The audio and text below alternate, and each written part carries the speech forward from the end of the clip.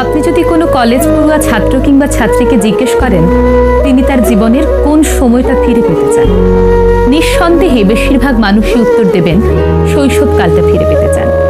শৈশবের সেই সোনালী দিনগুলো ফিরে পেতে চান, সেই নিশ্চিন্ত সময়গুলো ফিরে পেতে চান, যেটা আসলে কখনোই সম্ভব নয়।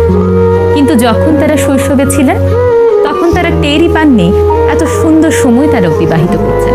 শৈশবে আমরা চিন্তা করতাম কবে যে বড় হব, কবে যে বড় আপুর মতো হব, বড় ভাইয়ের মতো হব।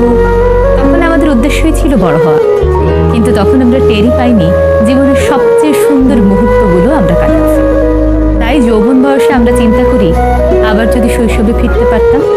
আবার আপনি যদি কোনো বৃদ্ধ মানুষকে জিজ্ঞেস করেন তিনি তার জীবনের কোন সময়টা ফিরে পেতে চান, বেশিরভাগ মানুষই বলবেন যৌবনকাল ফিরে পেতে চাই। কিন্তু যৌবনকালে তিনি ভেবেছিলেন যদি আমি আমার শৈশবকালটা ফিরে পেতে চাইতাম।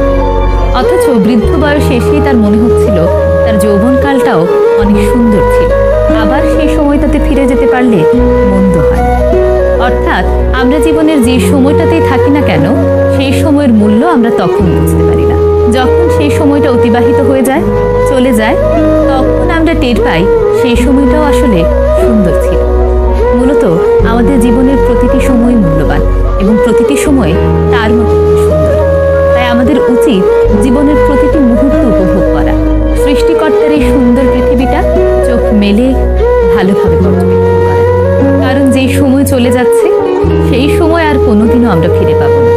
প্রত্যেকটা দিন আমাদের জন্য নতুন একটি সম্ভাবনা নিয়ে আসে। আমাদের উচিত সৃষ্টিকর্তার দেওয়া সেই প্রতিটি দিনকেই সমানভাবে গুরুত্ব দেওয়া এবং জীবনকে সুন্দরভাবে উপভোগ করা।